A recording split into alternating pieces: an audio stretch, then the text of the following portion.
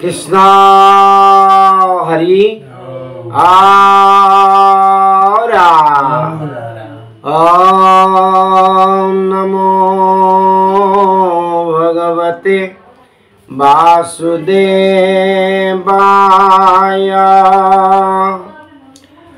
ওম নমো ভগবতে বাসুদেবায়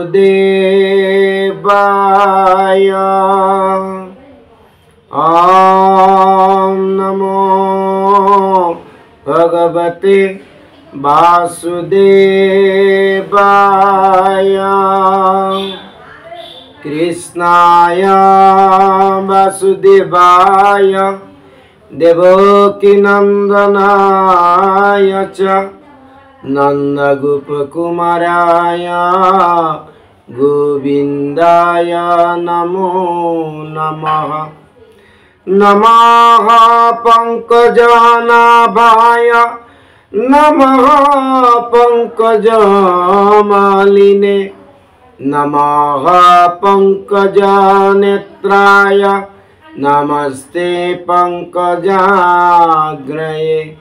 वसुदेवसुतं कृष्णं कंसचाणूरमर्दनं देवकी हृदयानन्दं च कृष्ण वन्दे जगद्गुरुं हरिराम मूकं करोति वाचालं पङ्गुं लङ्घयते गिरिं यत्कृपातमहं वन्दे परमानन्दमाधवं हरिराम कृष्णाय वासुदेवाय हरये परमात्मने प्रणतः क्लेशनाशाय गोविन्दाय नमो नमः कृष्ण हरि राम শ্রীমদ্ভাগবত মহাপুৰাণৰ ঠিক আৰম্ভণিতে মহাপুৰুষ শংকৰদেৱ গুৰুজনাই এটা মংগলাচৰণ লিখিছে। মংগলাচৰণৰ তাৎপৰ্যটোৱে এইটো হ'ল যে একমাত্ৰ ভগৱন্ত কৃষ্ণ যি ঈশ্বৰঃ পৰমঃ কৃষ্ণঃ সচ্চিদানন্দ বিগ্ৰহ অনাদির আদি গোবিন্দ সর্বকারণ কারণম ব্রহ্মসংহিতার প্রথম শ্লোকতে কৈছে যে ভগবান কৃষ্ণই হল পরম ঈশ্বর আর তেওঁ সচ্চিদানন্দ স্বরূপ আর তেওঁই একমাত্র ভজনীয় দেব। আর সেই কারণে ইয়াতে কৈছে জয় জয় কৃষ্ণ কৃপা ময় মহেশ্বর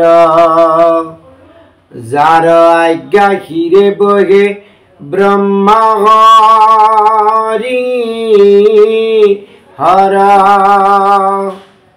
মুচ্চ কুর্ময়াদি অঙ্ক অবতার যার ঈশ্বর কৃষ্ণ করু কৌতি নমস্কার। ভগবান কৃষ্ণ একমাত্র মহেশ্বর পরম ঈশ্বর কৃষ্ণ আনকি যার আজ্ঞা ব্রহ্মা হরি আর হর তেওঁলোকেও কি করে বলে পালন করে। এটা ব্রহ্মা হরি হর কোন? যে প্রথম কথা হল ব্রহ্মরূপে ভগবানে লীলা করার কারণে বিনোদ লীলা করার কারণে তেওঁ নিজে কি হল প্রকৃতি পুরুষ হল আর প্রকৃতি পুরুষর পিছত তিনি পুরুষর কথা আহিল। কারণোদকসাই নারায়ণ, গর্ভোদকসাই নারায়ণ আর ক্ষীরোদকসাই নারায়ণ। কারণোদকসাই নারায়ণ মানে তেওঁ সর্ব সমস্তরে কারণ, তেওঁৰ সৃষ্টি স্থিতি লয়ৰ কাৰণ। দ্বিতীয় পুৰুষ হল যি ব্ৰহ্মাণ্ডত পৰমাত্মা ৰূপে যি প্ৰবিষ্ট হই এই ব্ৰহ্মাণ্ড চলাই আছে আৰু তৃতীয় পুৰুষ হ'ল যিজনে জীৱৰ অংশে গাঁৱে গাঁৱে প্ৰৱেশী কি কৰি আছে যে এই সংসাৰত লীলা কৰি আছে। এতিয়া ইয়াৰ উপৰি কথাটো হ'ল কি যে এই নাৰায়ণেয়ে এই সৃষ্টি পৰিচালনা কৰাৰ কাৰণে 3 গুণে 3 অৱতাৰ হ'ল। এইটো ব্ৰহ্মকল্পৰ কথা। 3 গুণে 3 অৱতাৰ ব্ৰহ্মা বিষ্ণু মহেশ্বৰ আৰু তিনিওজনে কোনেও কাকো নামাতে, কোনেও কাকো কাৰ লগত কথা নকয়। আৰু তাকে দেখি নাৰায়ণৰ হাঁহি উঠিল আৰু নাৰায়ণে আহি ব্ৰহ্মা বিষ্ণু মহেশ্বৰক তেওঁলোকৰ যি কৰ্ম বিভাজন গুণকৰ্ম এই গুণকৰ্ম বিভাজন কৰি দিলে। ইয়াৰ মানে এইটো নহয় যে ব্ৰহ্মা ৰজগুণী, বিষ্ণু সত্যগুণী আৰু মানে মহাদেৱ তমগুণী, এইটো নহয় অৰ্থ। তেওঁলোকক গুণকৰ্মহে বিভাজন কৰি দিলে। ব্ৰহ্মাই ৰজগুণ কৰ্ম কৰিব, বিষ্ণুই সত্যগুণৰ কৰ্ম কৰিব আৰু মহাদেৱে তমগুণৰ কৰ্ম অৰ্থাৎ সংহাৰণ কৰ্ম কৰিব। এই ভগৱানে হ'ল কি যে যদ্যপি তিনিওজনে ভজনীয় হন্ত, ব্ৰহ্মা বিষ্ণু মহেশ্বৰ যদিও তিনিওজনে ভজনীয় দেৱ, কিন্তু বিষ্ণুতেহে ভকতৰ কেৱল সিদ্ধি প্ৰাপ্তি হয়। কেৱল বিষ্ণু অৰ্থাৎ সত্যগুণত অধিষ্ঠিত হৈ যেতিয়ালৈকে ভক্তি কৰা নাযায় তেতিয়ালৈকে ত্ৰিগুণাতীত হ'ব নোৱাৰে। আৰু যদ্যপি যেতিয়ালৈকে ত্ৰিগুণাতীত হৈ ঈশ্বৰৰ ভক্তি নকৰে, ঈশ্বৰে কৃপা পৰৱশ হৈ হৃদয়ত প্ৰকাশিত নহয়। আৰু যেতিয়ালৈকে ঈশ্বৰ হৃদয়ত প্ৰকাশিত নহয় তেতিয়ালৈকে লিংগ শৰীৰ জীৰ্ণ নহয়। এই তিনিওটা শৰীৰ নাইকিয়া হ'ব লাগিব, স্থূল, সূক্ষ্ম আৰু লিংগ শৰীৰ, আৰু তেতিয়াহে জীৱই জন্ম মৃত্যুৰ পাৰাপাৰ পাব। গতিকে সেইকাৰণে ইয়াতে কৈছে যে মধু মূৰ ৰিপু মহাহৰি। মধু আৰু মূৰ মানে মধু মানে আমাৰতো মৌকো বুজায় আৰু মূৰ এই দুটাই আছিল কাণৰ মলৰ পৰা সৃষ্টি হোৱা দুজন দৈত্য। এতিয়া দৈত্যক কি কৰিলে ভগৱানে মাৰাৰ কাৰণে কি হ'ল যে মধুসূদন হ'ল, ঠিক এনেকৈ মুৰাৰী হ'ল। কিন্তু মধু আৰু মূৰটো বহুত ভাগৱত যি পণ্ডিত বা মহাজ্ঞানীসকলে সুখ আৰু দুখ এই দুটা অৰ্থটো ব্যৱহাৰ কৰে বা বুজাব খোজে। যেনেকৈ আপাত মধুৰা পৰিণাম দুখিতা, মধু খাই বৰ ভাল লাগে, কিন্তু ঠিক তেনেকৈ জগতৰ সুখটো অত্যন্ত মধুৰ, আপাত মধুৰা, বৰ তৃপ্তি পায়, কিন্তু তাৰ এটা পৰিণামো আছে কি সুখৰ পিছত দুখ নিশ্চিত। দুখ আহিব কৰ্মবন্ধত যদি আছে, আৰু দুখটো থাকেই। পাৰ্থিৱ জগতখনত সুখ আৰু দুখ এই দুটা ফলে প্ৰাপ্তি হয়। গতিকে মূৰ শব্দটোই দুখকো বুজায়। সেই ক্ষেত্ৰত এই সুখ আৰু দুখৰ পৰা যদি আমি অতিক্ৰম কৰিব লাগে, পৰিত্ৰাণ প্ৰাপ্তি কৰি যদি আচলতে প্ৰকৃত আনন্দ প্ৰাপ্তি কৰিব লাগে, তেনেহ'লে কি কৰিব লাগিব? সেইকাৰণে কৈছে মধুমূৰ ৰিপু। সুখ আৰু দুখ মানুহৰ কাৰণে শত্ৰু। সুখ আৰু দুখ দুয়োটাই শত্ৰু, আৰু তাৰ পৰা কেৱল পৰিত্ৰাণ পাব পাৰি ভগৱানৰ নাম স্মৰণ কৰি নিৰন্তৰ আৰু ভগৱান কৃষ্ণক ভজি। আৰু তেতিয়া কি হয় বোলে সমস্ত জগত উদ্ধাৰ হৈ যায়। আৰু অন্তজবিলাক অৰ্থাৎ অন্তজ বুলি কওঁতে ইয়াতে 4 জাতিৰ বাহিৰৰ কোৱা নাই, কাৰণ 4 জাতি ব্ৰাহ্মণ, ক্ষত্ৰিয়, বৈশ্য, শূদ্ৰ এইটো ব্যাসদেৱে গুণকৰ্ম সম্বন্ধে বিভাজন কৰিছিল। কিন্তু অন্তজ কোনি বোলে যিয়ে হৰিক নভজে সেইসকলে অন্তজ। অন্তজাতি আন কোনো নহয়, যিয়ে হৰি স্মৰণ নকৰে, হৰিক নভজে সেইসকলে অন্তজাতি। আৰু এই অন্তজাতিবিলাকেও ভগৱানৰ নাম স্মৰণ কৰি ভগৱানৰ কৃষ্ণৰ নাম শ্ৰৱণ কীৰ্তন কৰি এই সংসাৰৰ পৰা পৰিত্ৰাণ পাব পাৰে। গতিকে এই মংগলাচৰণতে বৰ সুন্দৰকৈ ভগৱান মহাপুৰুষ গুৰুজনাই শংকৰদেৱ গুৰুজনাই সুন্দৰকৈ আমাক কৈছে যে একমাত্ৰ কৃষ্ণক ভজিলেহে আমি কি কৰিব পাৰোঁ, এই সংসাৰৰ যি পাৰ্থিৱ সুখ আৰু দুখ তাক অতিক্ৰম কৰি আমি প্ৰকৃত আনন্দ বা প্ৰকৃত সুখ আমি প্ৰাপ্তি কৰিব পাৰোঁ। আৰু কেতিয়াবা যদি আমি প্ৰকৃত সুখ যদি প্ৰাপ্তি কেতিয়া হ'ব পাৰে বোলে, যেতিয়া হৃদয়ত আমাৰ ঈশ্বৰ প্ৰকাশিত হৈ আমাৰ এই দেহৰ মনৰ মন বুদ্ধি আৰু দেহৰ মল সমূলি নাশ কৰে। কাৰণ ঈশ্বৰ হৃদয়ত প্ৰকাশিত হোৱা মানে এই দেহৰ সমস্ত যি মল আছে এই মলবিলাক, মলটো অন্য একো নহয়, মল কি? মুখ্য মল হ'ল সংগ। মুখ্য মল হ'ল সংগ। যেনেকৈ গীতাত কৈছে ধ্যায়তো বিষয়ান পুংসঃ, যে জীৱই কি বিচাৰি ফুৰে, কি ধ্যান কৰে। আমি কি ধ্যান কৰোঁ? বিষয়। ৰাতিপুৱা উঠাৰ পৰা ৰাতি শোৱালৈকে, আনকি সপোনতো, জন্মৰ পৰা মৃত্যুৰ সময়লৈকে আমি কেৱল ৰূপ ৰস গন্ধ স্পৰ্শ শব্দ এই বিষয় আৰু ইয়াৰ উপৰিও কিছুমান বিষয় আছে, যেনে মান সন্মান, পুত্ৰ ভাৰ্যা, ধন জন, এইবিলাকো আমি বিষয় মাত্ৰ কি কৰোঁ? বিচাৰি ফুৰোঁ। এইকাৰণে বেদান্ত দৰ্শনত 3 প্ৰকাৰত বিভক্ত কৰিছে। পুত্ৰইচনা মানে পুত্ৰ ভাৰ্যা ইষ্ট কুটুম্বৰ প্ৰতি আসক্তি, বিত্তইচনা ধন সম্পদ আদিৰ প্ৰতি আসক্তি, আৰু সন্মানইচনা আৰু মান সন্মানৰ প্ৰতি যি আসক্তি। এই 3টা সেই হ'ল কি বোলে জীৱৰ নৰকৰ বা অধগতি যোৱাৰ মূল কাৰণ। আৰু ইয়াৰ প্ৰতি আসক্তি কেনেকৈ আহে বোলে, ইয়াৰ প্ৰতি আসক্তিৰ মূল কাৰণ হ'ল কাম, কামনা।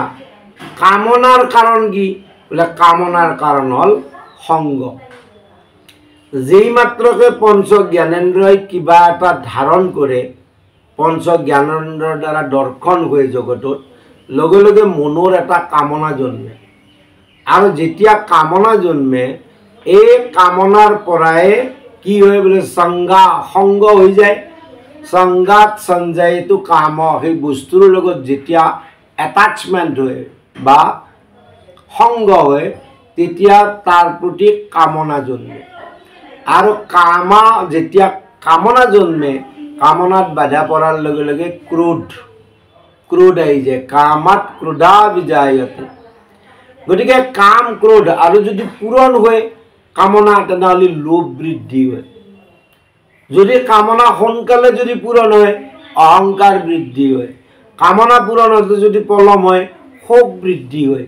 এনেকৈ এই যি তামসিক যি গুণবিলাক, তামসিক গুণ বুলি কৈছে, এইটো তামসিক প্ৰবৃত্তিৰ, এই গুণবিলাক একেলগে আহে, একেলগে আহিব। কাম ক্ৰোধ লোভ মোহ মদ মাৎসৰ্য অসূয়া ঈৰ্ষা ৰাগ দ্বেষ আক্ৰোশ, এই সমস্তবিলাক একেলগে আহে, আগুৰি ধৰে মানুহক।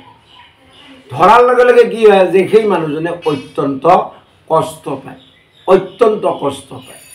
বহুত সাধকে বা বহুত ভাগৱত বক্তাই এইটোও ক'ব যে সংসাৰৰ দুখৰ মূল কাৰণ হ'ল ৰাগ আৰু দ্বেষ। ৰাগ আৰু দ্বেষ কিয় হয় বোলে, আমি মায়াৰ দ্বাৰা মোহিত কাৰণ আমাৰ ভেদজ্ঞান জন্মে উপজে।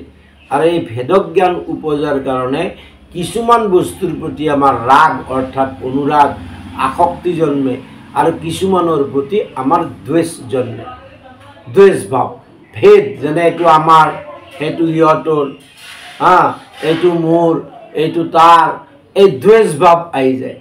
আৰু এই দুটাৰ কাৰণেও মানুহে অত্যন্ত যন্ত্ৰণা প্ৰাপ্তি কৰিব লগা হয়, যিসকলে মই মোৰ কৰি থাকে।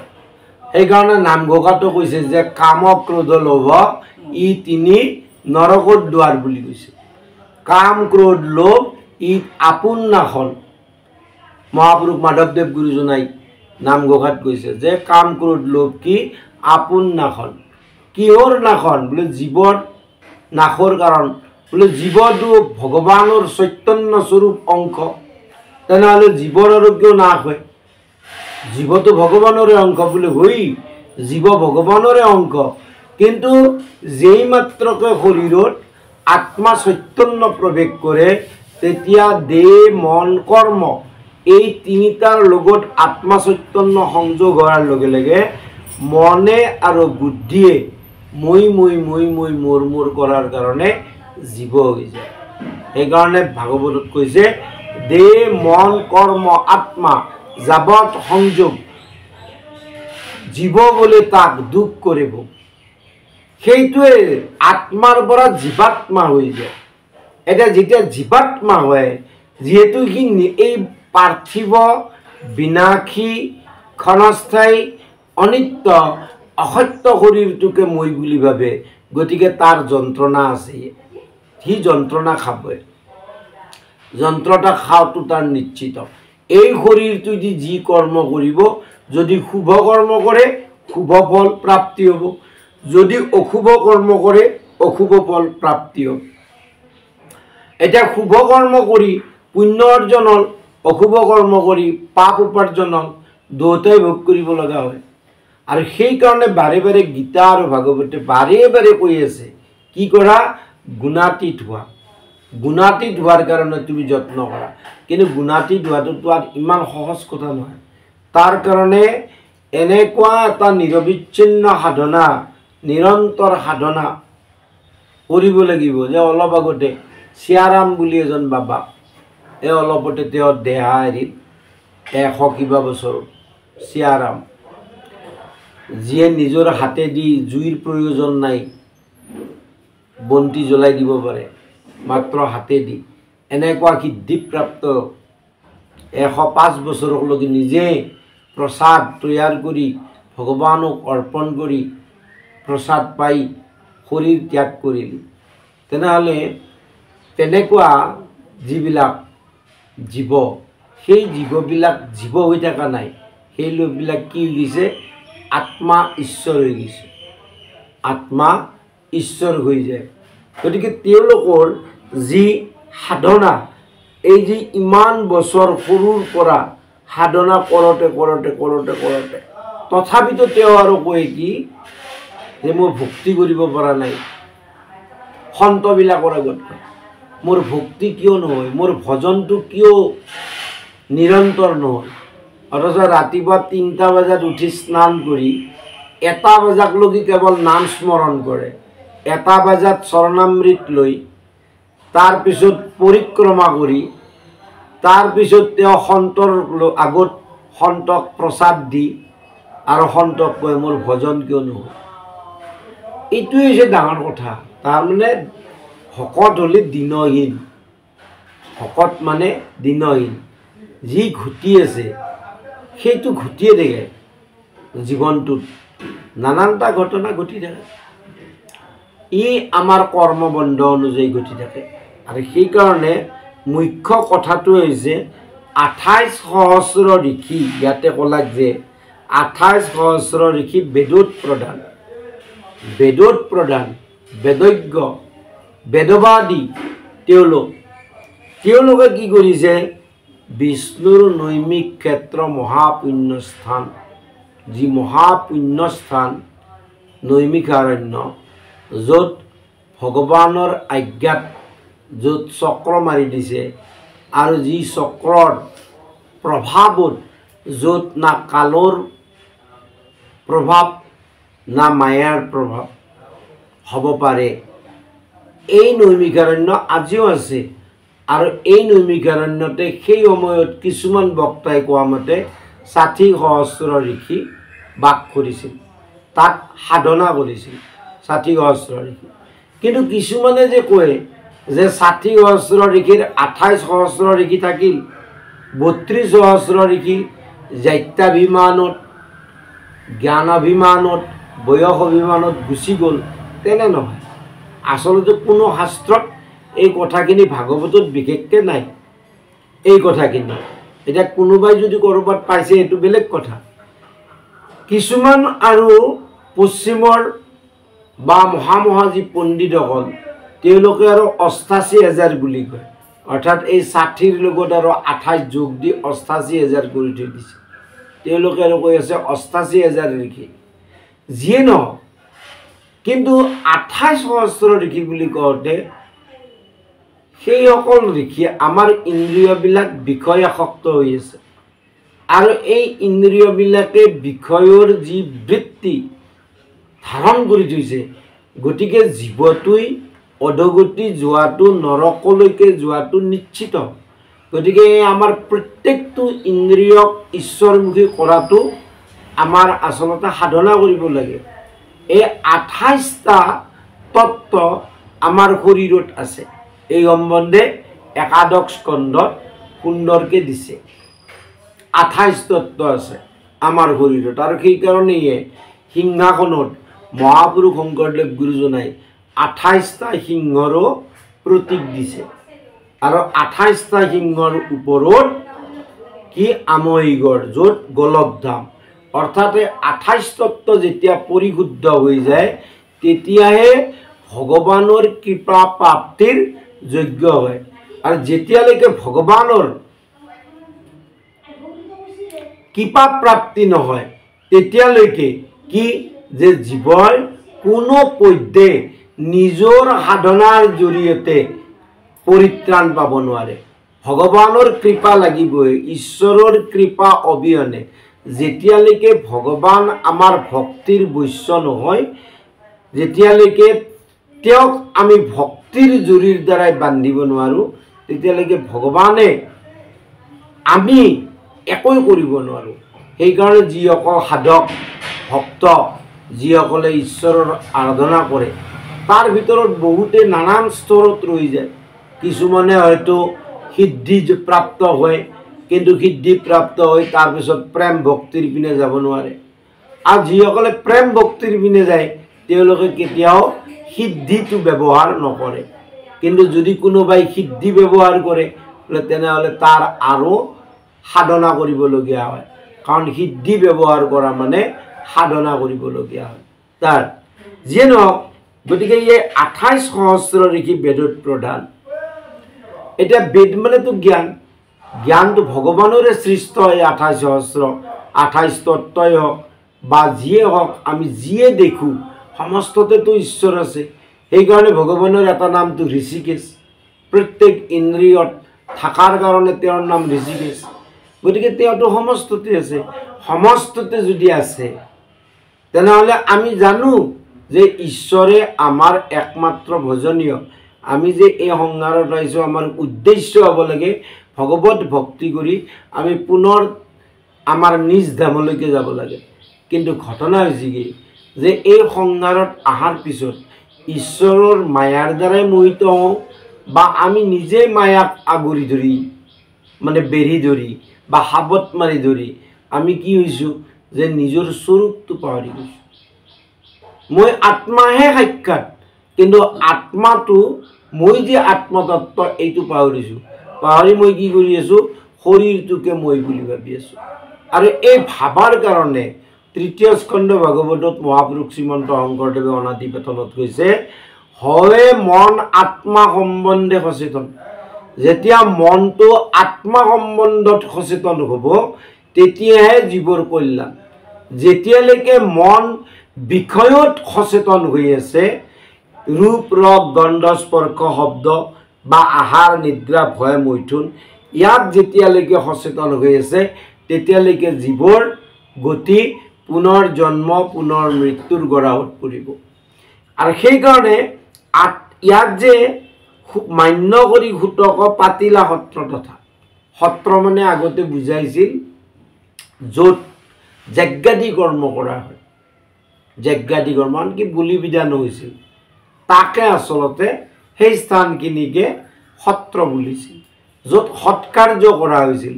বেদে যাক বিহি আছে তাকে বোলে কৰ্ম। পৰৱৰ্তী সময়ত আমাৰ মহাপুৰুষ দেৱ দামোদৰৰ প্ৰপন্ন শিষ্য ভট্টদেৱে সত্ৰ সম্বন্ধে এটা সুন্দৰ সূত্ৰ দিলে বোলে য'ত ভকতসকলে নিৰন্তৰ শ্ৰৱণ কীৰ্তন ধৰ্ম আচৰে তাকে সত্ৰ বোলে। ভকতসকলে য'ত নিৰন্তৰ ভগৱানৰ নাম গুণ যশ লীলা শ্ৰৱণ কীৰ্তন কৰে তাকে সত্ৰ বোলে। আৰু সেইকাৰণে এই সত্ৰত যিজন যোগ্য পুৰুষ, যিজন তত্ত্বদৰ্শী আৰু জ্ঞানী, আমাৰ যি ভাগৱতৰ একাদশত কৈছে সহন্ত পণ্ডিত নহন্ত ভকত, পণ্ডিত হৈ শাস্ত্ৰ জানে কিন্তু ভক্তি নাই, তেনেহ'লে সেইজনৰ কথাই দি জীৱৰ হৃদয়ত বোধ নজন্মে, জ্ঞান নপূজে। ঠিক তেনেকৈ সহন্ত ভকত নহন্ত পণ্ডিত ঈশ্বৰ সংগই নপাৰে খণ্ডিত। ভকত হৈ ভক্তি আছে ঈশ্বৰৰ প্ৰতি, কিন্তু একেবাৰে পণ্ডিত অৰ্থাৎ শাস্ত্ৰাদি নাজানে, যদি নাজানে তেওঁ গুৰু হোৱাৰ যোগ্য নহয় বা তেওঁ সত্ৰাধিকাৰ হোৱাৰ যোগ্য নহয়। কাৰণ তেওঁ বাকীবিলাকক কোন পথে লৈ যাব, কোন পথে গতি কৰাব। সেইকাৰণে মহাপুৰুষ শংকৰদেৱে আতা পুৰুষ আৰু আতৈ দুই ভাগত বিভক্ত কৰিছিল, যিটো ভাৰতবৰ্ষত সনাতন ধৰ্মত ক'তো নাই। আতা আৰু আতৈ। আতা মানে যিসকল তত্ত্বজ্ঞাতা, যিসকল তত্ত্বজ্ঞাতাই অকল নহয়, তেওঁলোকে আনকো ঈশ্বৰ কি কৰিব পাৰে, জ্ঞান প্ৰদান কৰিব পাৰে, সেইজন আতা। আৰু আতৈ কি বোলে নিজে তত্ত্বজ্ঞাত কিন্তু আনক কৰাব নোৱাৰে, সেইজন আতৈ পুৰুষ কৈছিল। কিন্তু আজি সমাজত নানা ভ্ৰমিত লোকৰ দ্বাৰা ভ্ৰমবশত সকলোকে আতৈ বা আতা পুৰুষ দি দিয়ে সম্বোধন এটা। যা হওক, এতিয়া সৌনক প্ৰবৃত্তি ঋষিসকল, যিসকল বেদত প্ৰধান, যিসকলে বেদৰ আচলতে তত্ত্বজ্ঞাত জানে তেওঁলোকে, কাৰণ শাস্ত্ৰ আৰু গুৰুৰ উপদেশত জ্ঞান জন্মে। জ্ঞান মানে হৈছে শাস্ত্ৰ আৰু গুৰুৰ উপদেশ, জ্ঞান। আৰু এই জ্ঞানক যেতিয়া আমি তাৰ জৰিয়তে সাধনা কৰিম, তেতিয়া যেতিয়া অনুভূতি হ'ব, গুৰুই কি কৈছে, শাস্ত্ৰই কি কৈছে, অনুভূতিটো বিজ্ঞান। সৌনক প্ৰবৃত্তি ঋষিসকলৰ বেদত জ্ঞান আছে প্ৰধান তেওঁলোক, কিন্তু কি অনুভূতি নাই।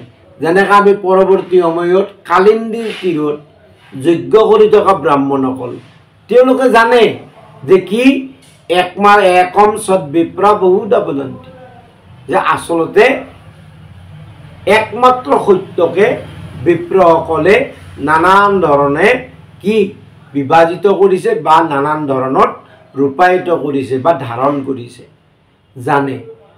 জানিও কিন্তু তেওঁলোকে কৃষ্ণক তেওঁলোকে জানিব পৰা নাই যে তেওঁই যে পৰম ব্ৰহ্ম, পৰমাত্মা, পৰমেশ্বৰ।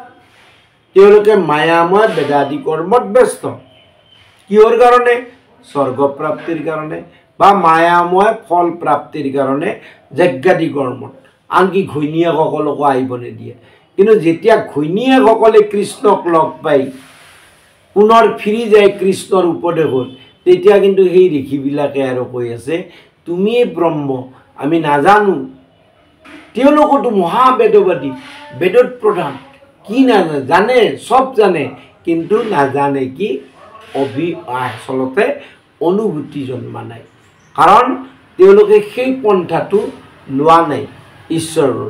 তেওঁলোকে কিহত থাকিল বোলে, তেওঁলোকে স্বৰ্গ প্ৰাপ্তিৰ কাৰণে বা জাগতিক যি বলেই হওক, সৌৰ্য হওক বা নানান ধৰণৰ সুখ স্বাচ্ছন্দ্য প্ৰাপ্তিৰ কাৰণে যজ্ঞাদি কৰ্মত ব্যস্ত হৈ নানা দেৱৰ উপাসনা কৰি আছে। যা হওক, এতিয়া এইকাৰণে সৌনক প্ৰবৃত্তি ঋষিসকলে তেওঁলোকৰ সাধনাৰ বলত গম পাইছে কলিকাল সমাগত। কলিকাল সমাগত। কলি মানে আমি প্ৰথম অৱস্থাত যদ্যপি আমি পাওঁ 4,32,000 বছৰৰ কলি, এইটো আহিয়ে থাকে। ই এটা চক্ৰৰ নিচিনা ঘূৰি ঘূৰি ঘূৰি ঘূৰি আহি থাকে। ব্ৰহ্মাৰ একদিনত কত হাজাৰ বাৰ আহিব কলিকাল 1000 চতুৰ্যুগে ব্ৰহ্মাৰ এটা দিন আৰু 1000 চতুৰ্যুগে ব্ৰহ্মাৰ এক ৰাতি তেনেহ'লে চাওক কিমান হ'ল তে বৰ্তমান চলি আছে 27তম চতুৰ্যুগ ব্ৰহ্মাৰ 27তম চতুৰ্যুগৰ এই কলিযুগ আৰু সাংঘাতিক কথা ব্ৰহ্মাৰ একদিনত 14 মন্বন্তৰৰ পৰিৱৰ্তন হয় এইটো সপ্তম মন্বন্তৰ চলি আছে বৈবস্বত ইয়াৰ পিছত সাবৰ্ণী দক্ষ সাবৰ্ণী উত্তম সাবৰ্ণী এনেকে আৰু 7টা মন্বন্তৰ আছে গতিকে ইয়াতে যে কৈছে যে কলিকালৰ প্ৰভাৱ যিটো সেইটো ঋষিসকলে কিন্তু গম পায় সাধনাৰ জৰিয়তে যে কলিকালৰ প্ৰভাৱ এনেকুৱা হ'ব যোৱাকালি নে পৰহি এজন মহান ঋষি উদ্ৰিক বৰ্তমানো থকা তেওঁ কৈ আছে যে কুম্ভ মেলাত এজন এনেকুৱা ঋষি উদ্ৰিক সাধু আহিছে যাৰ এই চকুৰ ভ্ৰু ইয়ালৈকে ওলমি পৰিছে চকুৰ ভ্ৰুত কথা ক'ব লাগিলে এনেকৈ ধৰিয়ে আহি তাত সন্ত সন্মিলনত তেওঁ চকুৰ ভ্ৰুৰ পৰা তেওঁ গম পালে কলিকাল তে সেইজনে কৈছে যে আৰু আহিল নেকি এই দুষ্ট কলি মানে হিমালয়ত আজিও কত লাখ লাখ বছৰৰ ঋষিসকল আজিও সাধনাত ৰত হৈ আছে অন্যৰ কথা নকওঁগে দেউৰীয়া বাবাৰে বয়স নিৰ্ধাৰণ কৰিব পৰা নাই আজি কেইমাহমান আগতে তেওঁ শৰীৰ ত্যাগ কৰিল দেউৰীয়া বাবা কোনোবাই কয় 500 বছৰ কোনোবাই কয় 200 বছৰ কোনোবাই কয় 300 বছৰ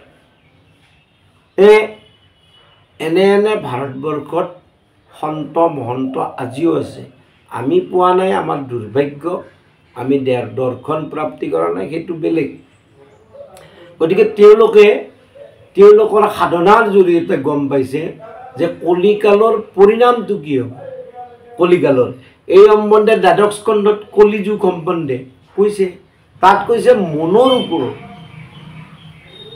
ওপৰত যেতিয়া মনৰ তামসিক বৃত্তি বৃদ্ধি হ'ব তাৰ নামে কলিকাল ঈৰ্ষা অসূয়া নিদ্ৰা এলাহ এইবিলাক যেতিয়া আৰম্ভ হ'ব তামসিক গুণৰ প্ৰভাৱ তাকে কলিকাল বুলি কৈছে হিংসা সেইটোৱে কলিকাল গতিকে সেই কলিকালটো আহা বুলি জানি কি কৰিল যজ্ঞ এতিয়া যজ্ঞ বুলি কওঁতে এইটো বৈদিক যুগত যজ্ঞ বুলি কওঁতে 5 প্ৰকাৰ কিন্তু তাৰ আগতে যজ্ঞ শব্দই প্ৰাৰ্থনাকে বুজাইছিল তেতিয়া প্ৰাৰ্থনাকে বুজাইছিল যজ্ঞ মানে ব্ৰাহ্মণ মানে প্ৰাৰ্থনাকে বুজাইছিল কিন্তু ঋগ বৈদিক যুগৰ পিছত এই 5 প্ৰকাৰ যি যজ্ঞ আহিল আৰু সেই যজ্ঞৰ কি কাৰণত কৰে যে ঈশ্বৰক ভজনা কৰাৰ অন্য আন কোনো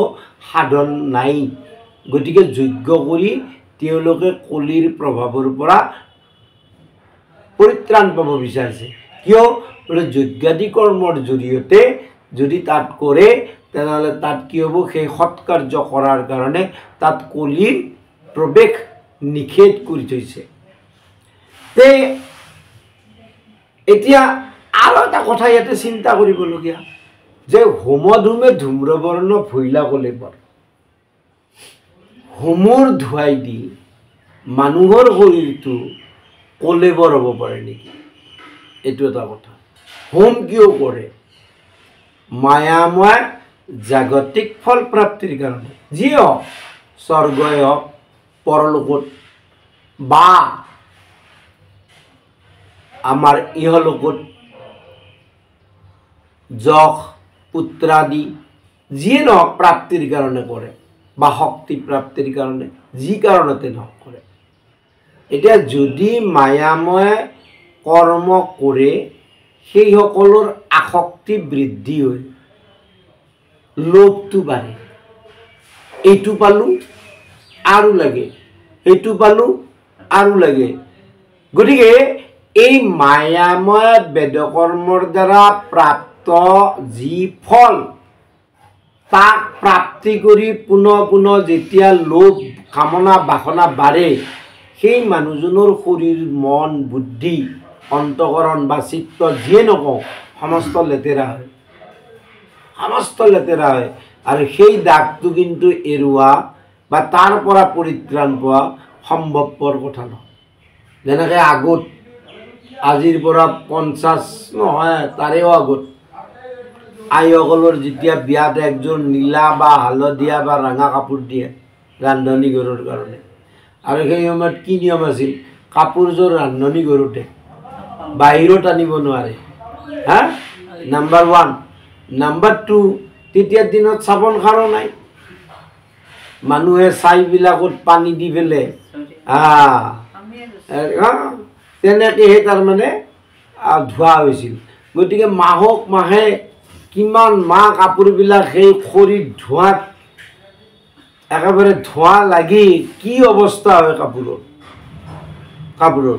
আমাৰ শৰীৰটোতো সেয়ে বস্ত্ৰই, ভগৱানেতো গীতাত কৈছে বা আচাংসি জীৰ্ণানি যথা বিহায়ান, আৰু আমাৰ শৰীৰটো এখন বস্ত্ৰ।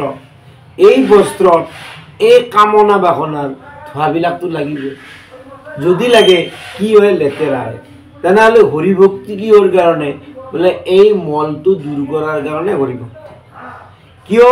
বোলে যেতিয়ালৈকে কৃষ্ণ নামৰ আশ্ৰয় লৈ কৃষ্ণ নাম নিৰন্তৰ স্মৰণ কৰা নাযায়, অৰ্থাৎ মন বুদ্ধি বা চিত্ত যিয়ে নকওঁ আমি, যদি এই একমুখী নহয় নিষ্কামভাৱে, তেনেহ'লে চিত্তৰ মল দূৰ হোৱাটো সম্ভৱপৰ নহয়। আৰু ই জন্ম জন্মান্তৰে থাকি যায়। এইটো শৰীৰ এৰাৰ পিছত আনটো শৰীৰত আৰু সেই একে আৰম্ভ থাকিল না। এই জন্মৰ কৰ্মফলবিলাক, আকাংক্ষাবিলাক, অপূৰণীয় যি আমাৰ যি কয় অতৃপ্ত আত্মা থাকিল না, এইবিলাক থাকেতো শৰীৰটোতে, সূক্ষ্ম শৰীৰত থাকিল। সেই সূক্ষ্ম শৰীৰে পুনৰ এটা স্থূল শৰীৰত প্ৰৱেশ কৰিল। এইবাৰ তাৰ আৰু আৰম্ভ হ'ল নাটক। গতিকে জন্মে জন্মে অনাদি জন্ম এই নাটকখনে চলি আছে। গতিকে এই নাটকৰ কাৰণে এইকাৰণে ভাগৱতে কৈছে পৰ্বত আকাৰ সঞ্চিত কৰ্ম আমাৰ আছে, পৰ্বত আকাৰ। এতিয়া যদি আমি নিৰন্তৰ ঈশ্বৰৰ ভাৱনাযুক্ত নহওঁ, আমাৰ যদি মন ইন্দ্ৰিয় ই যদি মায়াময় জগতৰ বৃত্তিৰ লগতে সম্পৰ্কিত হৈ থাকে, তেনেহ'লে কি হ'ব? বোলে তেনেহ'লে সেইবিলাক ধ্বংস নহ'ব। ইয়াতে এটা দুটা পথ দিছে। এটা হৈছে বিৰক্ত পথ, নিবৃত্তি মাৰ্গ, যিসকলে ঘৰ গৃহস্থী এৰি গুচি যায় আৰু ঈশ্বৰৰ সাধনা কৰে, সেইটো এটা পথ। কিন্তু তেওঁলোকৰ জীৱনত কি আহে? নানা কাম ক্ৰোধ লোভ আহে, কিন্তু তাক সংযত কৰাটোৰ কাৰণে কিমান মানে কষ্টকৰ ক্লেশদায়ক সাধনা কৰিব লগা হয়। গৃহত থাকি বৰ ভাল, কিন্তু ঘটনা হৈছে যে গৃহত থাকি সাধনা কৰাৰ কাৰণে যত্নপৰ হ'বতো লাগিব।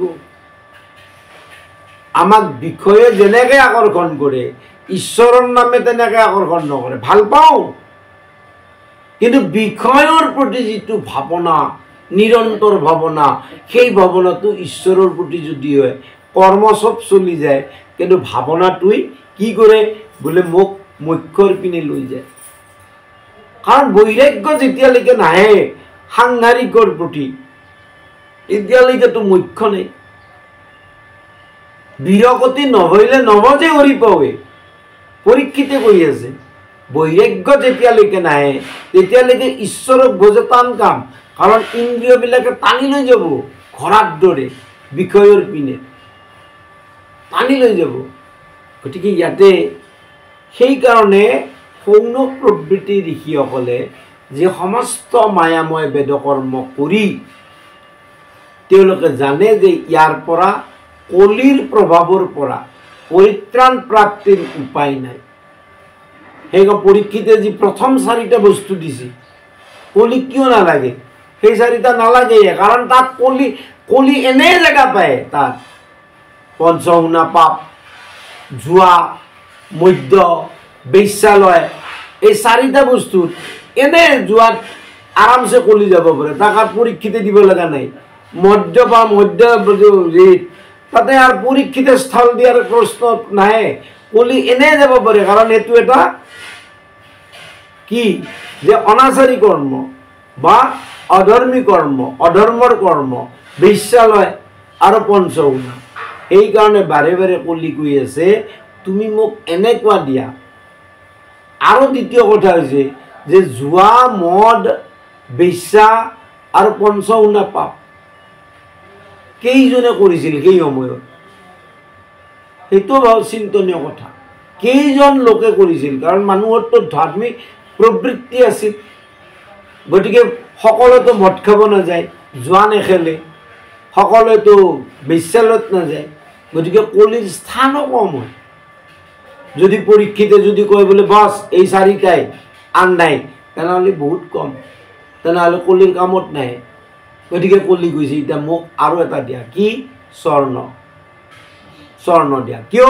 বোলে সোণা কম বেছি পৰিমাণে সকলোতে থাকে, আৰু সোণা মানে সত্ত্বগুণ, সাত্বিক যিসকল, সেইসকলক যদি স্খলন কৰি দিব পাৰি, আজিও সমাজত কোনোবা যদি অত্যন্ত সমাজসেৱক হয় নিষ্কামভাৱে, কোনোবাই যদি নিষ্কামভাৱে যদি ৰাজনৈতিক নেতা হৈও যদি সেৱা কৰিব বিচাৰে বা কোনোবা এটা সংগঠনৰ কৰে, সেইসকলক কেনেকৈ তলক লগি আনিব পাৰি তাৰে প্ৰয়াস কিমানে কৰে। কিয়? বোলে তাৰ এই স্বভাৱটো যদি আমি নাশ কৰি দিব নোৱাৰোঁ, তেনেহ'লে আমাৰ স্থান নাই। চব মানুহে তাক ভাল পাব। ই নিষ্কামভাৱে কৰ্ম কৰি যাই আছে, একো সি নিবিচাৰে, সি পইচাও নাখায়, টকাও নাখায়, একো নাখায়। গতিকে ইয়াক যদি আমি ধ্বংস কৰি দিব নোৱাৰোঁ, তেনেহ'লে আমাৰ স্থান তাতে নাই। আজিও সেই একেই গতি চলি আছে, একে কাহিনী। গতিকে সেইকাৰণে ঋষিবিলাকে সুতক উগ্ৰশ্ৰৱাউতক কৈছে, হে ৰাম,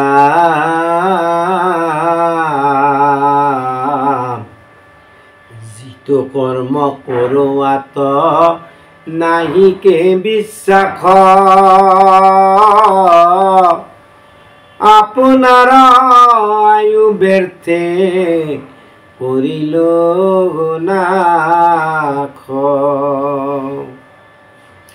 হে ৰাম, আমাৰ সম্প্ৰতি তুমি চিন্তিও কহিত, কৰায় কপান কৃষ্ণ চৰিত্ৰ অমৃত। মহাপুৰুষে লেখতে শব্দবিলাক যিটো কৰ্ম কৰোঁ, কৰ্ম মানে বেদে যাক দি আছে তাকে বোলে কৰ্ম। গতিকে ঋষিসকলে, সৌনক প্ৰবৃত্তি ঋষিসকলে বেদাদি কৰ্মত বাদে অন্য কৰ্ম নকৰে। আশ্ৰমৰ যত কৰ্ম, ব্ৰাহ্মণৰ যত কৰ্ম, বেদাদি কৰ্ম কৰি আছে। এতিয়া এই কৰ্ম কি? বোলে এই কৰ্ম যদি শুদ্ধকে কৰে তেনেহ'লে পুণ্য, অশুদ্ধ যদি হয় পাপ। আচ্ছা, পুণ্য কৰিল আৰু পুণ্যৰ ফল কি? সুখ, ভোগ, ইহলোকতো পৰলোকতো। আৰু যদি ভোগ হয় বোলে তেনেহ'লে চিনে পুণ্য মৰ্তলৈকে বিশান্তি। গীতাত কৈছে যেতিয়া পুণ্যটো ক্ষয় হ'ব, পুনৰ কৰ্মবন্ধ অনুযায়ী নানা জনিত, নানা শৰীৰত জন্মি মৰি আৰু দুখ পাব লাগিব। গতিকে তেওঁলোকে গম পায় যে কৰ্ম, এই কৰ্ম কৰি আমি মোক্ষ পাব নোৱাৰোঁ। কাৰণ কিয়? মনুষ্য শৰীৰত জন্মা মানে আমি 4 প্ৰকাৰৰ পুৰুষাৰ্থ কৰিব লাগে: ধৰ্ম, অৰ্থ, কাম, মোক্ষ। এতিয়া এই কৰ্মবিলাক কি সদায় বোলে 3 প্ৰকাৰৰ। কি? ধৰ্ম, অৰ্থ, কাম। আৰু যেতিয়ালৈকে ধৰ্ম অৰ্থ কাম ই ক্ষয়শীল। বেদান্ত পৰিভাষাত দিছে বোলে ধৰ্ম অৰ্থ কাম দৃষ্টান্ত এটা দিছে যে এজন খেতিয়ক আৰু খেতিয়ক হিচাপে তেওঁৰ স্বাভাৱিক তেওঁৰ ধৰ্মটো কৃষি কৰা, কৃষি কৰ্ম। এতিয়া কৃষি কৰ্ম কৰাৰ কাৰণে তেওঁক কি লাগিল? অৰ্থ লাগিল, গৰু এহাল লাগিল, নাইবা ট্ৰেক্টৰ এখন লাগিল, বীজ লাগিল, তাৰপিছত সাৰ গোবৰ লাগিল, অৰ্থ লাগে। আৰু অৰ্থ প্ৰয়োগ কৰি আজি যি এই আমাৰ ইৰি খেতি বুলি কয়, লাখ লাখ বিঘা ইৰি খেতি কৰিছে মুছলমান মানুহে বা হিন্দুৱেও কৰিছে, কামনা নাছে। বেলেগৰ মাটি 3 মনকে ঠিকাত লৈ তেওঁলোকে দিন ৰাতি একাকাৰ কৰি আছে। কি কাৰণত? যে প্ৰাপ্তিৰ কাৰণে। ভাল যদি ধান হয় 20 মন 25 মন, তেনেহ'লে 3 মন গৃহস্থক দিব, মাটিৰ মালিকক। হয়তো তাহাত 10 মন ধান খৰচ গ'ল, সাৰ গোবৰ এইবিলাকত পৰিশ্ৰমত, 10 মনকে তেওঁলোকে যদি পায় তেনেহ'লে তেওঁলোকৰ লাভ হ'ব। গতিকে লাভ কি লাভ হ'ব? বোলে ধানকেইটা পাৰ বছৰত হৈ বান্ধি চৰি খাব মিলত, নাইবা বিক্ৰী কৰি দিব। বিক্ৰী কৰি দি পইচা পালেও সেইও আৰু আহাৰ বা কিবা মানে তাতে যাব। অৰ্থাৎ সেই বস্তুটো ক্ষয়শীল। ধৰ্ম অৰ্থ কাম এই 3 পুৰুষাৰ্থ ক্ষয়শীল। তেনেহ'লে মনুষ্যই কি কৰিব কৈছে? মনুষ্যক মোক্ষৰ অৰ্থে তুমি পুৰুষাৰ্থ কৰা। আৰু সেইকাৰণে 2য় স্কন্ধত ধুনীয়াকৈ পৰীক্ষিতে কৈছে কি? ধৰ্ম অৰ্থ কাম পৰিহাৰ কৰি পুত্ৰ ভাৰ্যা ধন সবাতো মমতা এৰিয়া, সকলোতে মমতা এৰিয়া। মমতা মানে মোৰ মোৰ মোৰ মোৰ মোৰ মোৰ, এই যে মোৰটো আছিল, এই মোৰ ভাৱটো এৰি পুত্ৰ ভাৰ্যা শৰীৰ স্বজন, আনকি নিজৰ দেহতো মোৰ মোৰ এৰি তেওঁ কি কৰিছে? গংগাৰ পাৰত ভক্তি কৰাৰ কাৰণে তাত উপস্থিত হৈছে। কম ডাঙৰ কথা, কিন্তু আমিতো নপঢ়োঁ না ভালকৈ। নপঢ়াৰ কাৰণে তাৰ অৰ্থটো আমাক নাহে। তাতে পৰীক্ষিতে কৈছে যে ধৰ্ম অৰ্থ কাম যেতিয়ালৈকে আমি নেৰোঁ তেতিয়ালৈকে মোক্ষৰ কাৰণে সাধনা নহয়। আমি এতিয়া পিতাৰ ধৰ্ম, পুত্ৰৰ ধৰ্ম, পুত্ৰীৰ ধৰ্ম, পত্নীৰ ধৰ্ম, পতিৰ ধৰ্ম, নানানটা হাজাৰ হাজাৰ কোটি কোটি ধৰ্ম, ইন্দ্ৰিয়ৰ ধৰ্ম কিমান পালন কৰি আছোঁ। ইমান ধৰ্ম যদি পালন কৰি আছোঁ, ভগৱান কৃষ্ণই গীতাত কি কৈছে? সৰ্বধৰ্মান পৰিত্যাজ্য। হে অৰ্জুন, তুমি যদি সমস্ত ধৰ্ম পৰিহাৰ কৰি মোৰ চৰণত শৰণাপন্ন নোহোৱা তেনেহ'লে তোমাৰ কিন্তু নহ'ব। আৰু তুমি যদি সমস্ত ধৰ্ম পৰিহাৰ কৰি মোৰ চৰণত যদি শৰণাপন্ন হোৱা তেনেহ'লে মই তোমাক গেৰাণ্টি দিলোঁ, তোমাক সমস্ত পাপৰ পৰা মই মুক্ত কৰিম। এইটো মোৰ দায়িত্ব। তেনেহ'লে আমি সমস্ত পাপৰ পৰা যদি মুক্ত হ'ব লাগে, সমস্ত ধৰ্ম, লৌকিক ধৰ্ম, বৈদিক ধৰ্ম, স্বভাৱত ধৰ্ম, নিত্য ধৰ্ম, নৈমিত্তিক ধৰ্ম, জাতি ধৰ্ম, আশ্ৰমৰ ধৰ্ম সমস্ত এৰিব লাগিব। তাৰ কাৰণে আমি একেদিনাইতো সম্ভৱ নহয়। তেনেহ'লে তাৰ কাৰণে কৈছে নামক আশ্ৰয় কৰা। নামক আশ্ৰয় কৰা। নামটো তুমি যদি নিৰন্তৰ লাহে লাহে লাহে লাহে লাহে লাহে যদি তোমাৰ স্মৰণটো যদি নিৰন্তৰ হৈ থাকে তেনেহ'লে দেখিবা একদিন তোমাৰ মনৰ পৰা সমস্ত গুচি যাব।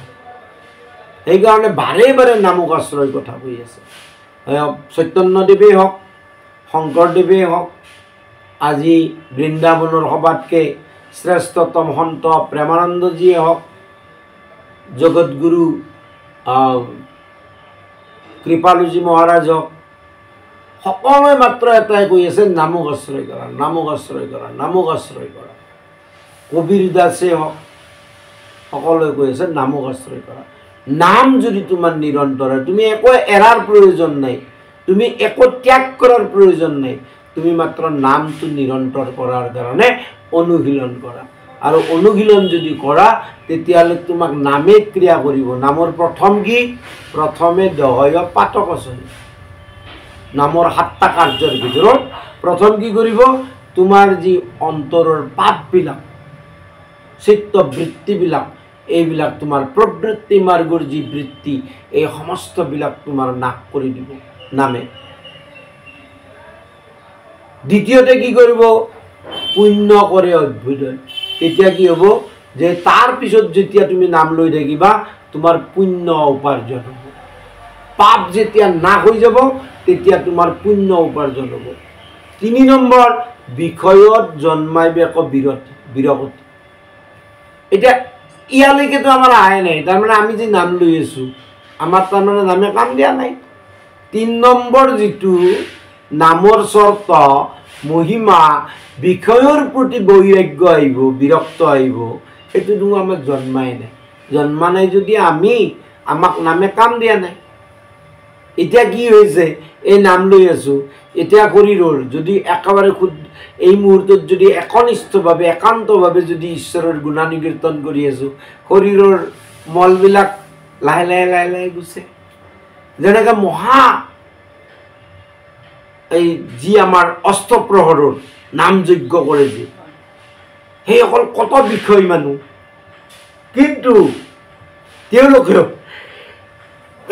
কৃষ্ণ, তেওঁলোকেও যেতিয়া নিৰন্তৰ নাম কীৰ্তন কৰে ৰাতি, এটা সময়ত কান্দি কান্দি কান্দি কান্দি পাৰ নাপায়। কিয়? নাম কীৰ্তন কৰোঁতে কৰোঁতে কৰোঁতে কৰোঁতে শৰীৰ শুদ্ধ হৈ যায়।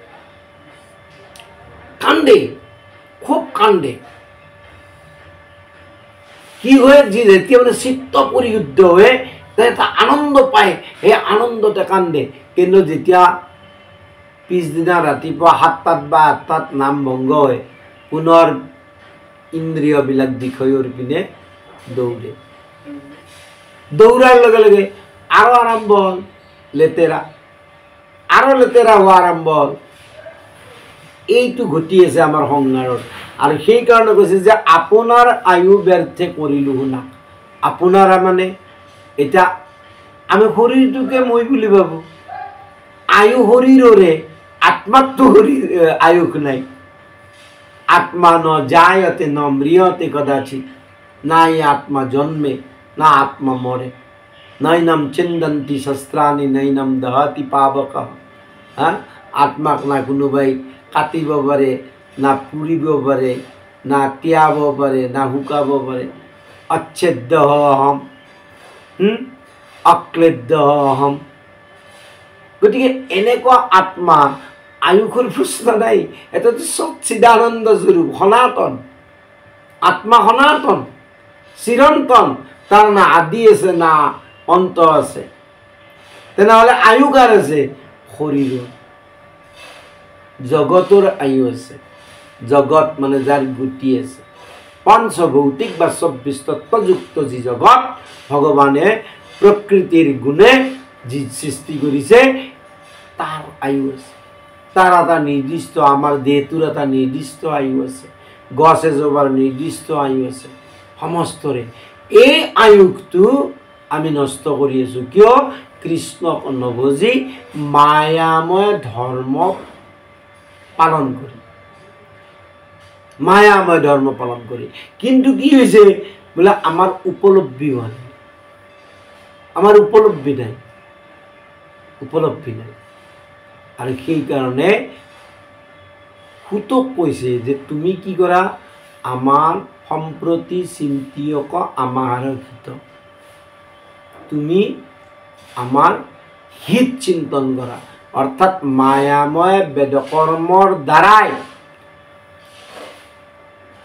বা জাগতিক যি ক্ৰিয়াকৰ্ম, তাৰ দ্বাৰাই জীৱৰ কল্যাণ নহয়। জীৱৰ কল্যাণ নহয়। নহয় যদি কিহেদি? যে আমি জানো তুমি সমস্ত শাস্ত্ৰৰ সাৰ জানা, তুমি সমস্ত শাস্ত্ৰৰ সাৰ জানা, আৰু আমাৰ হাতত টাইম নাই, আমাৰ হাতত সময় নাই।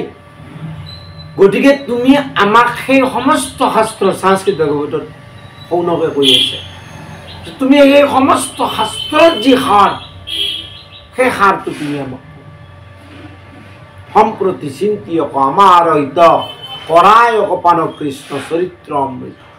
একমাত্ৰ কৃষ্ণ চৰিত্ৰ অমৃত নমৃত যি কৃষ্ণ চৰিত্ৰ পান কৰিলে যাৰ মৃত্যু নহয়, মৃত্যু নহয়, মৃত্যু নহয়। মৃত্যু কাৰ হয়? জীৱৰ। জীৱ কি হৈ যাব বোলে? আত্মা, পৰমাত্মা প্ৰাণ, ঈশ্বৰ হৈ যাব, নিজে আত্মা ঈশ্বৰ হৈ যাব। গতিকে মৃত্যু নাই। আৰু কৰিব লাগিব কি? পান।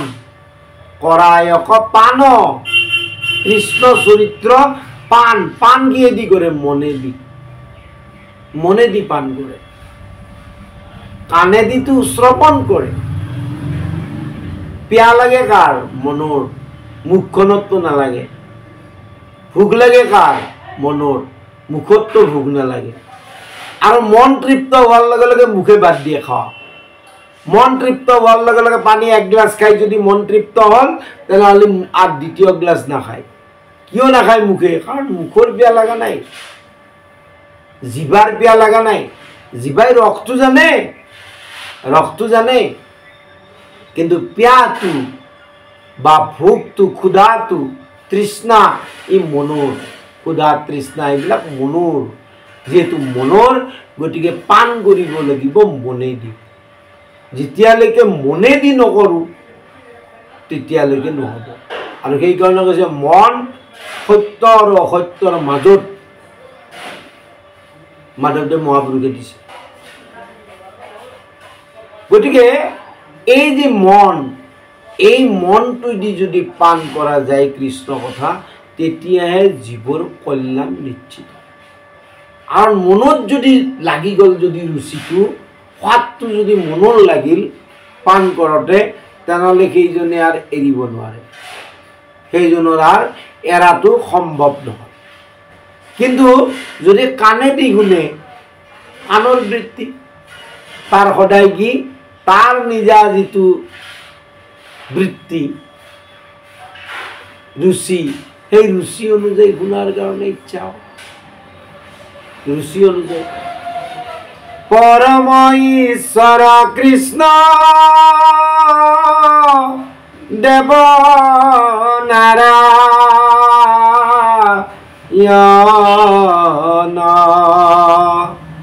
তান মহা ভক্তিটো শ্ৰৱণ কীৰ্তন ইয়াক নাজানিয়া ন কৰ্ম কৰি মোৰ কৈও কৃষ্ণ কথা গোট যেন মতে তৰু। পৰম ঈশ্বৰ কৃষ্ণ দেৱ নাৰায়ণ, সমস্ত দেৱৰো দেৱ, দেৱৰো দেৱ। পৰমঃ ঈশ্বৰঃ কৃষ্ণঃ সচ্চিদানন্দ বিগ্ৰহ অনাদিৰ আদি গোবিন্দ সৰ্ব কাৰণ কাৰণ ব্ৰহ্ম সংহিতাতে কৈছে। সচ্চিদানন্দ ৰূপায় বিশ্বোৎপত্যাদি হেতবে তাপত্ৰয় বিনাশায় শ্ৰীকৃষ্ণায় বয়ম নমঃ। সচ্চিদ আনন্দ স্বৰূপ সমস্ত এই কি বোলে বিশ্বোৎপত্যাদি হেতবে, বিশ্বৰ যি উৎপত্তি লয়ৰ যি কাৰণ, তাপত্ৰয় বিনাশায়, তিনি প্ৰকাৰৰ তাপৰ পৰা যি পৰিত্ৰাণ কৰিব পাৰে, সেই কৃষ্ণক নমস্কাৰ কৰোঁ। গতিকে ইয়াতে সৌনক প্ৰবৃত্তি ঋষিসকলে কৈছে যে পৰম ঈশ্বৰ কৃষ্ণ দেৱনাৰায়ণ। পৰম ঈশ্বৰ কোন বোলে? দেৱনাৰায়ণ। আৰু তেওঁৰ ভক্তি কৰা, তেওঁৰ কি কৰিব লাগে? ভক্তি। কিয় ভক্তি বোলে? ব্ৰহ্ম, পৰমাত্মা, ভগৱন্ত ই তিনি একে তত্ত্ব, একেৰেহে তিনি নাম, লক্ষণ বেদত। ব্ৰহ্ম নিৰ্গুণ, নিৰাকাৰ, নিৰ্বিশেষ, নিৰাময়, কিন্তু সেই ব্ৰহ্ময়ে বিনোদ লীলায়াৰ্থম তেওঁ কি কৰিছে? ভগৱন্ত নিৰাকাৰ হৈও, নিৰ্গুণ হৈও তেওঁ কি কৰিছে? সাকাৰ হৈছে, সবিশেষ হৈছে। যেনেকৈ মাধৱদেৱ মহাপুৰুষে কৈছে যতে প্ৰাকৃত আকাৰ বৰ্জিত, নিৰাকাৰ মানে আকৃতিহীন নহয়, কিন্তু প্ৰাকৃত আকাৰ বৰ্জিত। প্ৰাকৃত আকাৰ বৰ্জিত। গতিকে নিৰাকাৰ মানে সমস্ত আকৃতিয়ে যা, সমস্ততে তেওঁ আছে না নাই? সমস্ত ভূততে আছো মই হৰি, ক'ত নাই তেওঁ? কণ কণ প্ৰতিটো ধূলিকণাত, প্ৰতিটো অনুপৰমাণুত ঈশ্বৰ আছে, আছে না নাই? আছে। আছে যদি চিন্তা কৰক, ঈশ্বৰৰ উপস্থিতি তেওঁ ব্যাপ্ত, সৰ্বব্যাপ্ত হৈ আছে, সমস্ততে ব্যাপী আছে। গতিকে সেই ভগৱন্ত পুৰুষৰ কৈছে কি যে ভক্তি কৰা, পৰমাত্মা ৰূপেতো আমাৰ আছেই প্ৰৱেশ কৰি, তেওঁ আছে কাৰণে আমি এনেকৈ চলি আছোঁ। সেইকাৰণে তেওঁ নিমিত্ত কাৰণ, উপাদান কাৰণ, তেওঁ উপাদান কাৰণ কাৰণে এই জগত সৃষ্টি কৰিছে লীলা কৰাৰ কাৰণে, আৰু তেওঁৰ নিমিত্ত কাৰণ কাৰণে মই ইয়াতে বহি তেওঁৰ গুণানুকীৰ্তন কৰি আছোঁ। তেওঁ অবিহনে মোৰ অস্তিত্ব একো নাই, তেওঁ অবিহনে। গতিকে এই শৰীৰটোক যদি মই বুলি ভাবোঁ তেনেহ'লে মোৰ অস্তিত্ব একো নাই, আৰু শৰীৰটোক নাভাবি যদি আত্মা বুলিও ভাবোঁ তেনেহ'লে কি জীৱ নিত্য কৃষ্ণৰ দাস, মই তেওঁৰ দাসহে। আৰু সেইকাৰণে মাধৱদেৱে কৈছে তান দাসৰো দাসৰো দাস হইলো আমি। সেই প্ৰভু যি গোপী বৰ্তা পদকমলৰ, গোপী বৰ্তা পদকমলৰ মই কি তান দাসৰো দাসৰো দাস হইলো।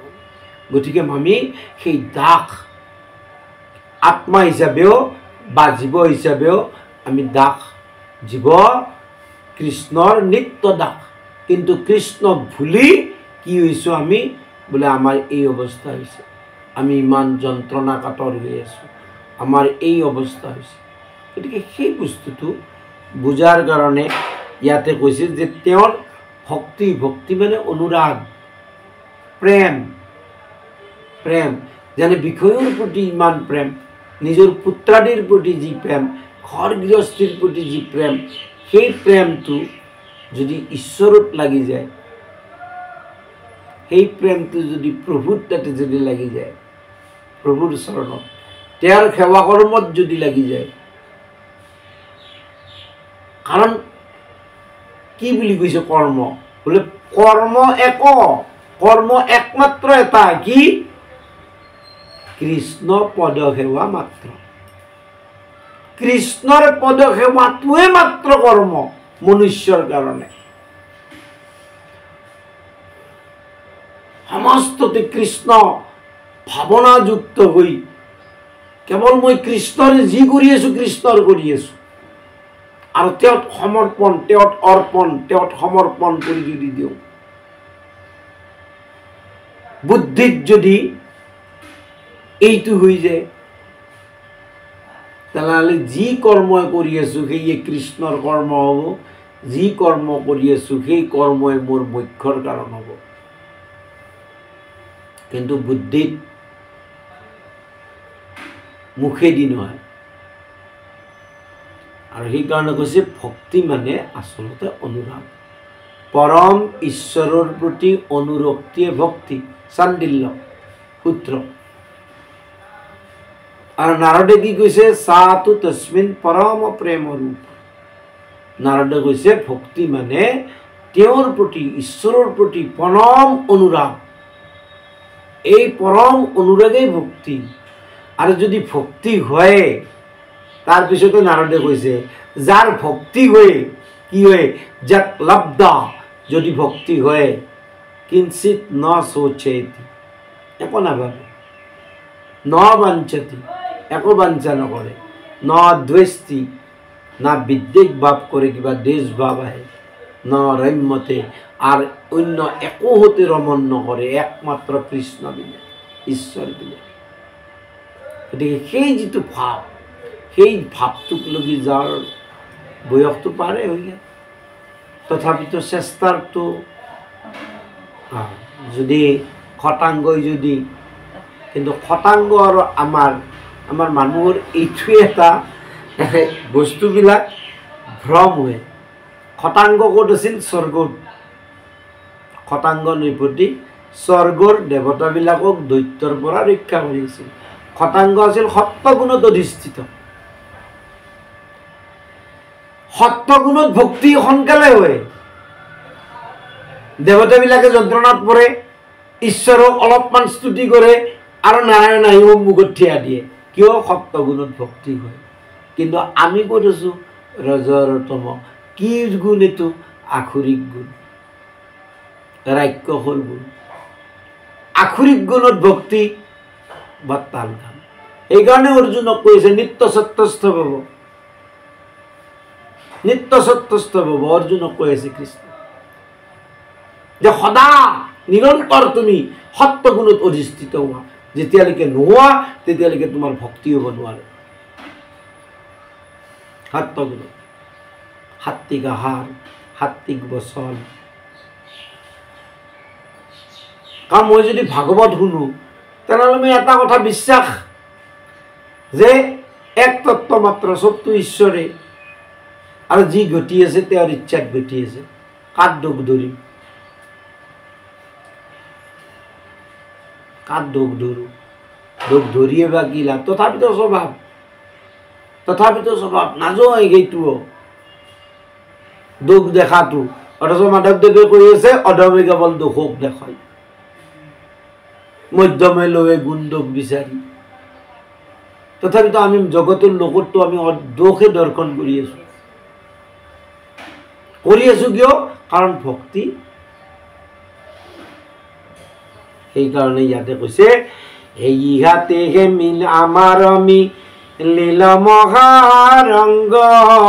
আৰু ভগৱানৰ ভক্তি কৰিব আটাইতকৈ সহজ ঈশ্বৰ কৃষ্ণক। কিয় কৈছে এইটো? বোলে অন্য দেৱতাৰ যদি ভক্তি কৰে ক্লেশদায়ক, লগন দি ব্ৰত পালন কৰ, এই কৰ সেই কৰ। দেখা নাই বলবম কেইটাই দিনটো লগনে থাকে, এসাঁজ খায় আৰু ৰাতি 2-3 বজাতে পানী তোলাৰ কাৰণে যায়, আনি আৰু শিৱৰ লিংগত সেই পানী ৰাতিপুৱাই ঢালে। বেচেৰা কিমান কৃষক খায়। ইয়াৰ পৰা আৰু যায় যে ডাঙৰ ডাঙৰ শৰীৰৰ মানুহবিলাকৰো সেই 1 মাহত, শাওণৰ মাহত তাৰ শৰীৰটো একেবাৰে ক্ষীণকায় হৈ যায়। এনেকুৱা ক্লেশ খায়। কিন্তু ভক্তিৰ কাৰণে কি কৈছে যে ভক্তিত যেতিয়া নামত ৰতি হৈ যাব, নামত ৰুচি হৈ যাব, তেতিয়া সেইজনেও দেহাৰ কথা চিন্তা নকৰে। কেৱল নাম, কেৱল নামতে একদম তাতে। সেইটো কিন্তু নিয়মৰ ভিতৰত নহয়, সেইটো কি ৰতিৰ কাৰণে, আসক্তিৰ কাৰণে। কিয়? কৃষ্ণ নামৰ প্ৰতি আসক্তি হৈ গৈছে, নামতে ৰতি হৈ গৈছে। সেইকাৰণে তেওঁ খোৱা লোৱা, এই দেহৰ যি স্বভাৱৰ কৰ্ম, এইবিলাক পাহৰি গৈছে। মনতে নাই মই কিবা খাব লাগে, মই ক'ৰবাত যাব লাগে, কিবা কৰিব লাগে, সেইটো বেলেগ। গতিকে ভক্তি ভগৱানৰ শ্ৰৱণ কীৰ্তন নিৰ্মল ভকতি কাকুতি কৰিয়া মাগো। মাধৱদেৱ মহাপুৰুষৰ নামঘোষা। যাদৱ জয় যদুপতি তোমাৰ চৰণে লাগো, শ্ৰৱণ কীৰ্তন নিৰ্মল ভকতি কাকুতি কৰিয়া মাগো। শ্ৰৱণ কীৰ্তন নিৰ্মল ভক্তি, শ্ৰৱণ কীৰ্তন নিৰ্মল। কিয়? বোলে ইয়াতকে আৰু সহজ, সুগম, সৰল নাই। কি কৰিব লাগে? শুনিব লাগে। আৰু কি? কীৰ্তন। কিন্তু যদি মুখেদি কীৰ্তন কৰে আৰু কাণেদি শুনে, বোলে নহ'ব, সেইটো ইন্দ্ৰিয়ৰ কৰ্ম হ'ব। সেইকাৰণে মহাপুৰুষে আৰু শংকৰদেৱে কৈছে মুখে ভাই, মুখে বোলা ৰাম, হৃদয় ধৰা ৰূপ। যেতিয়ালৈকে তুমি হৃদয়ত ৰূপ নধৰা, তেতিয়ালৈকে তুমি মুখেদি যিমানে ৰাম নাম মুখৰ হ'ব অভ্যাস, কিন্তু সি তেনে পাপ দহনত, পুণ্য উপাৰ্জনত, বিষয়ৰ প্ৰতি বৈৰাগ্যত তোমাৰ ক্ৰিয়াশীল নহয়। কাৰণ তুমি কাৰোবাৰ নাম লৈ আছা। আমি দেখো এজন মানুহৰ কথা যদি ভাবোঁ যে ইয়াক ফোন কৰোঁ, ফোন কৰাৰ আগতে সেই মানুহজনৰ আকৃতিটো আমাৰ মনত আহিয়ে যায় না নাই? আহে। তেনেহ'লে আমি যদি ৰাম কৃষ্ণ বুলি আছোঁ, কাৰ নাম বুলি আছোঁ? যদি মোৰ ভগৱানৰ ৰূপটোৱে যদি মোৰ হৃদয়ত নাই, মই কাৰ নাম বুলি আছোঁ? সেইকাৰণে কৈছে মুখে বোলা নাম হৃদয় ধৰা ৰূপ। হৃদয়ত ৰূপটো ধৰি পেলাই যদি লাহে লাহে যদি কৃষ্ণ বা ৰাম হৰি 10 বাৰ লওঁ আৰু গোটেই খৰকে ৰূপটো হৃদয়ত নধৰাকে ৰাম ৰাম ৰাম ৰাম ৰাম ৰাম ৰাম ৰাম ৰাম ৰাম ৰাম ৰাম কৰক। পৰিৱৰ্তন নাই, মনৰ পৰিৱৰ্তন নাই। মনৰ পাপ মানে প্ৰবৃত্তিবিলাক নাযায়, মনৰ যি বৃত্তি সেইটো নাযায়। আৰু সেইকাৰণে ইয়াতে কৈছে ইয়াক নাজানি আন কৰ্ম কৰিব, এই নানান ধৰণৰ কাম্য কৰ্মবিলাক কৰি আছো। গতিকে তুমি আমাক কেৱল কৃষ্ণ কথা কওঁ। আৰু আমাৰ যি পৰম ভাগ্য, তোমাৰ নিচিনা মহন্ত, মহন্ত মানে যি কৃষ্ণ বিনে নাজানে আন। পাম আমি পাছত ভাগৱতত আছে, যি কৃষ্ণ বিনে আনকি নামঘোষাটো দিছে মহন্ত কোন? কৃষ্ণ বিনে যি নাজানে আন, যাৰ কৃষ্ণত বাদে নিজৰ দেহৰ প্ৰতিও ভাৱনা নাই, সেইজনে মহন্ত। আৰু সেই মহন্তৰ সংগত যদি শ্ৰৱণ কীৰ্তন কৰা যায়, সেই মহন্তৰ যদি সান্নিধ্যও পোৱা যায়, তেনেহ'লে চব শোষণ কৰি লৈ যায়। আমাৰ জীৱনত শৰীৰত যিমান পাপ চব নাশ হৈ যায়। সেইকাৰণে কৈছে যে তীৰ্থ বুলি কৰে জলত শুদ্ধি, প্ৰতিমাত কৰে দেৱতা বুদ্ধি। বোলে সেইজন কি বোলে গৰুটো অধম। কিয় গৰুটো অধম? বোলে ভকতক ভগৱানৰ প্ৰতিমা বুলি যিয়ে নাভাবে, ভকতৰ আগমনত যিয়ে নিজৰ স্থানখন পৰম পবিত্ৰ হ'ল বুলি তীৰ্থ বুলি নাভাবে, কিন্তু ই ঘূৰি ফুৰে গংগাত স্নান, অমুক তীৰ্থ তমুক তীৰ্থ তমুক তীৰ্থ। যে যেতিয়ালৈকে তুমি মহন্তৰ সংগ নলোৱা, ভকতক তুমি ঈশ্বৰৰ প্ৰতীতি, তোমাৰ ভকতত ঈশ্বৰ প্ৰতীত নহয়, যেতিয়ালৈকে ভকতৰ প্ৰতি তোমাৰ এই ভাৱনাটো নাহে যে মই আজি পৰম পবিত্ৰ হলো। ভগৱানে কৈ আছে যে ভকতৰ ৰেণু পৰাৰ লগে লগে মোৰ গোটেই সমস্ত শুদ্ধ হৈ যায়। তেনেহ'লে সেই ভকত, একান্ত ভকত, মহন্ত সংগ প্ৰাপ্তি কম ডাঙৰ বস্তু নহয়। পায়ো নাপায়, ওচৰত থাকিও নাপায়, দূৰত থাকিও পায়।